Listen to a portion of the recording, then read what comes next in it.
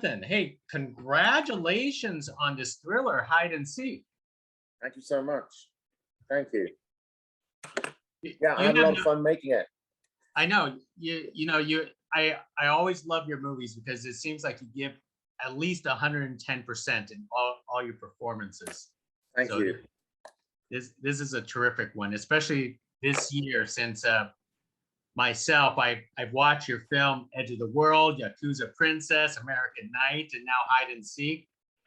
I don't know how you even find the downtime to relax for yourself.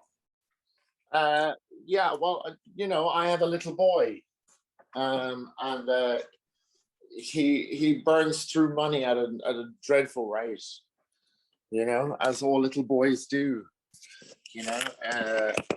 So yeah, he's a go kid, and so he's like, Daddy, you got to work very, very hard. You got to work very hard for me because I want to do lots of things. He keeps telling me. Well, then let's... his mother sent me a video recently of him waking up first thing in the morning, and so he wakes up first thing in the morning. He's 4.5, so he wakes up first thing in the morning, and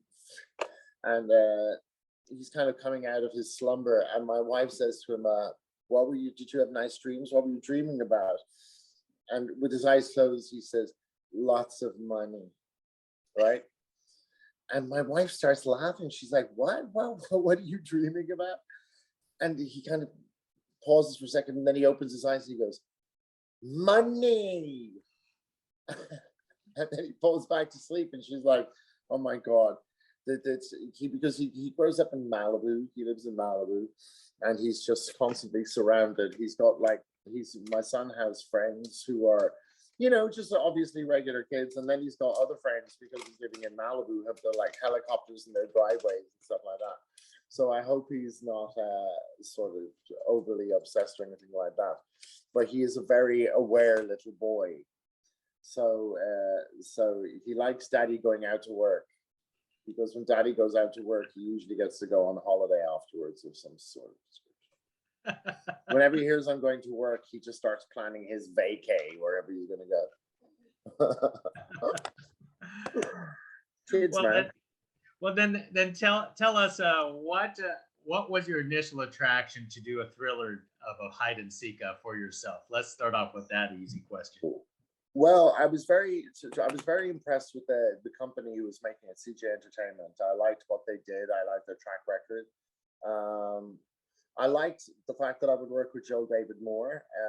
Being an actor, first he's an actor before he's a director, so that gives you a different idea of how to work. He's also a contemporary to me. What I'm finding now is that I've been in films for so long and been in Mississippi a day too long, maybe, that now directors that I work with are contemporaries to me or younger, which is kind of interesting.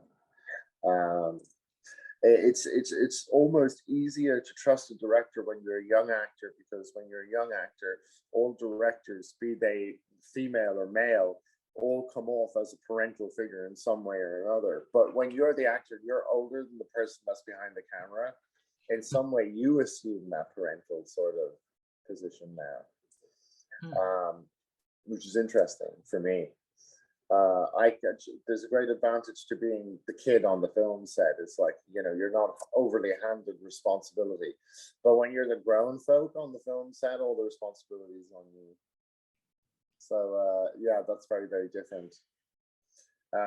Because, I was a parent. I was a new parent when I did Hide and Seek. You see, we shot this movie in 2018, the end of 2018. So this was pre-pandemic.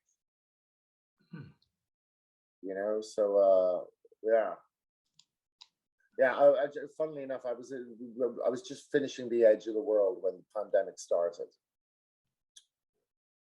Yeah, so yeah, it's a pre-pandemic world, where everybody wasn't stressed out about people sneezing or anything like that. So it was it was interesting from that point of view. But I like, I like the thriller element of it. I like the fact that it's a wealthy boy who's been smothered by his own feelings of guilt towards his wayward brother, and also he's carrying the guilt of a father who kept dirty little secrets. You know,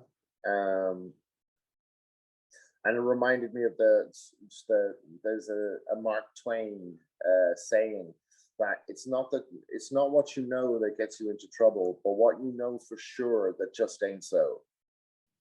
And that, for me, is where Noah is at. You know what I mean? He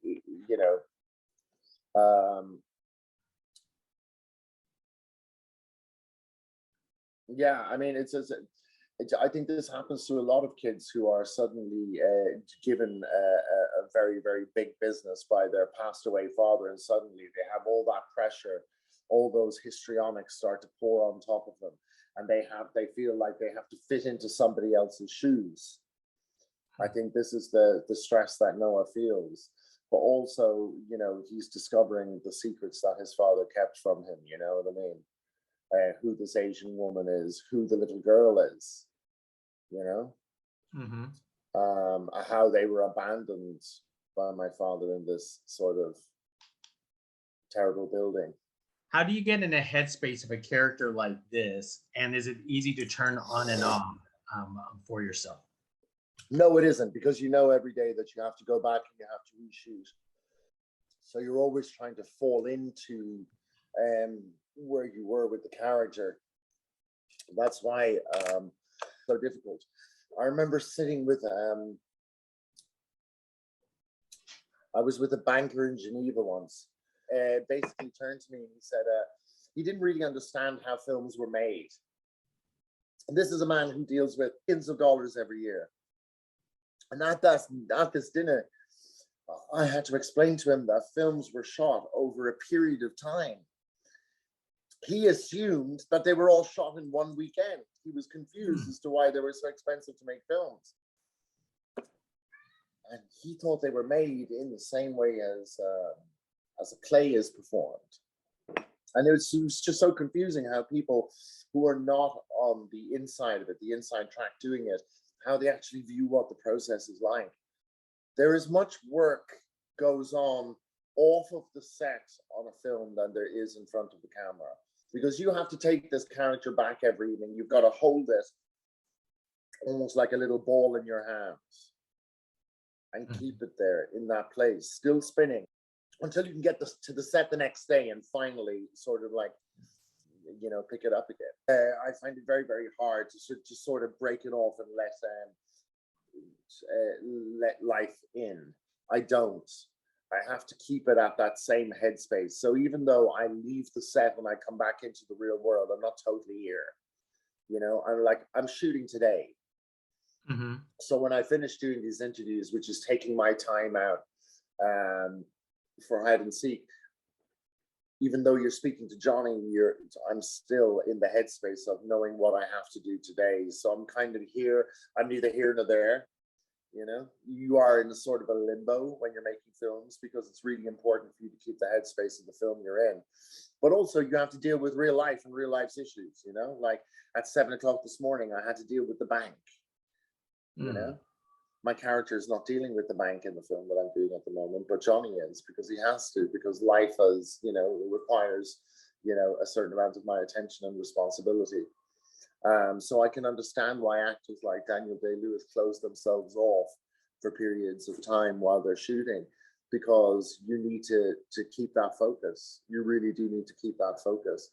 So I tend to, like, when I'm shooting, I don't go out, I don't go to dinner, I don't do any of these things. I switch myself off from life, and I sleep a lot.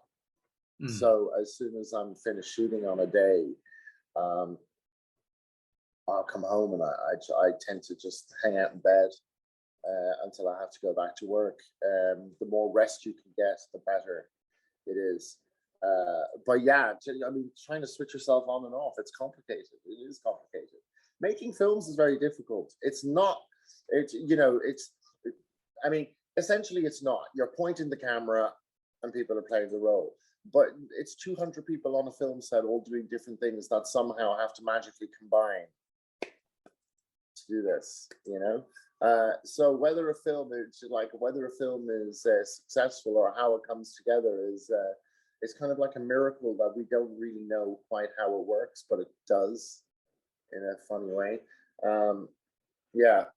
The actor has the responsibility, though, to never quite let the character go. That's part of your responsibility.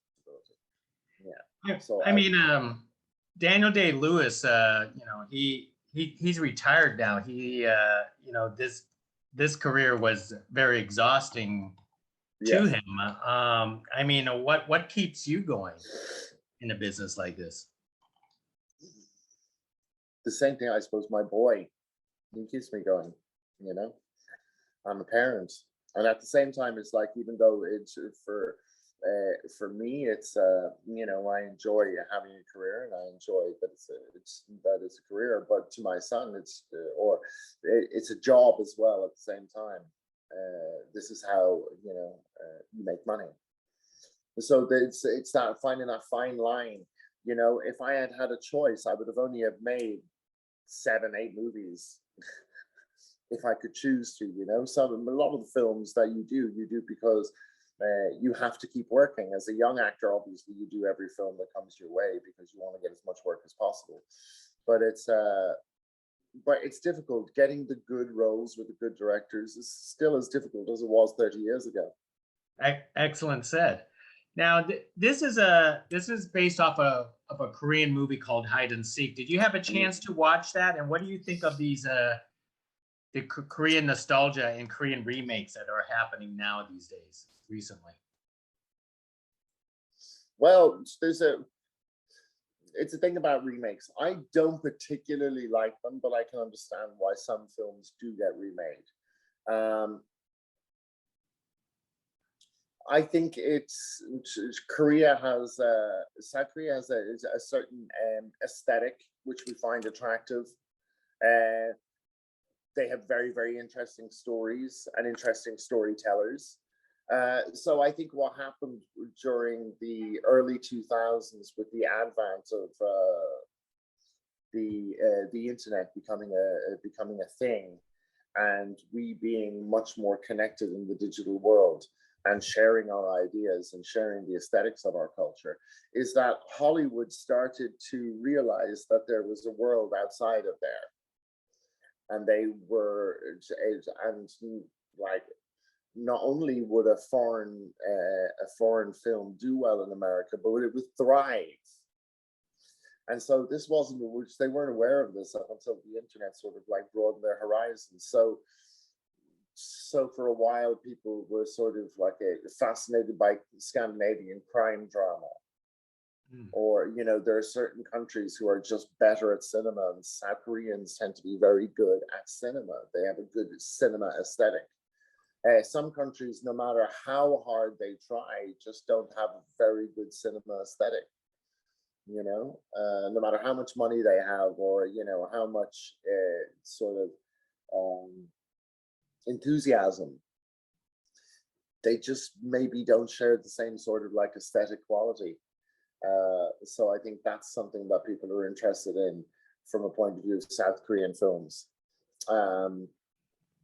Yeah, some countries are better than others, and South Korea are just better at it than other countries. Now, in many of your recent films, there's always some certain physicality that you have to endure, whether it's fight photography and so on. Could you talk about the one for this film, for Hide and Seek, your physicality? Yeah, there's a lot of sort of like, yeah, I mean, to be honest, I don't really like when I read, and, you know, when you're reading a script and then you're reading some great big fight scene, easy to write. It's not so fucking easy to do it. As soon as I see my character is like, and then he gets flung through a wall, I'm like, oh God, please don't fling me through another wall. So, you know, it's funny, last Friday, I'm making a film at the moment. I'm in Vancouver making a film called Wife Like, and it was one of those days where it was a fight scene. and they're just always so complicated. It's much more tiring to not hit somebody than it is to hit them. To spend a day sort of almost hitting someone or pretending to hit them is much more stressful than just bashing someone. But I'm used to it from sort of, obviously, Vikings, a lot of swordplay and horse work. Yakuza Princess was the same thing. Yeah, Edge of the World was physically exhausting as well, to be honest with you. Yeah, I mean, it's part and parcel of it. Films are physically exhausting. Now you can understand why someone like Daniel Day-Lewis feels at his age that it's like time to retire. It's very physically demanding. I mean, literally, I don't know how Tom Cruise does the things he does. It baffles me. It baffles me. You know? It's because he's not human. Yeah, well, fuck's sakes. Yeah, because he's fucking not human. Well, I've seen him do shit that's simply not human. So, yeah. I don't know. I mean, some people, they love that action. They love sort of doing it. There's an ego thing to it as well. There's an egoic thing. We're doing that with physical action stuff. I do it because it's part of the job. Mm-hmm. And, you know, I'm not as gung ho for it as, you know, people might imagine. But when I'm doing it, I have to be gung ho. You know, when I go into it, I go into it 100%. But yeah. And one more thing, what amazes me about hide and seek is the production sets, because those derelict buildings seem so creepy, and you know, with the action scenes where it's easily destroyed and so on. Could you talk about entering those worlds? First of all, you know, it's a world that we created. We created this world, but it is a reflection on what the world is really like. And, you know, that building is more like a throwback to the sort of East New York of the late 1970s, when, you know, when these property developers like, you know, the young Trump and stuff were buying up these buildings. This is exactly what these buildings were like on the inside. People running electricity from one room to the other, just trying to survive. So yeah, there's a lot of this. You know, but it's the difference, I suppose, in a world that you see in hide and seek. It's the difference between surviving and living. They're not the same thing. So these people who are in this situation, they're surviving, whereas Noah and his family are living a life. Yeah. And so it's that difference between them. I suppose it is sort of like a look on the sort of like the rise in inequality, I suppose, in a city like that, you know. And it's funny. I don't know. There seems to be I don't know what rich people have an attraction for poor tourism or something, you know. So, and as I said at the start of it, he's carrying an enormous amount of guilt. So he's got guilt over his brother. I think it's in many ways, you know, selfish character. Of course, and then of course he's taking on the with the Asian woman and the little girl. He's taken on his father's dirty secrets as well, you know. Yeah, I mean, that's what makes hide and seek a very interesting movie and thriller. That is for certain. Well, Jonathan, hey, thank you very much. Thank you so much. I'm sorry for being so delayed with the technology.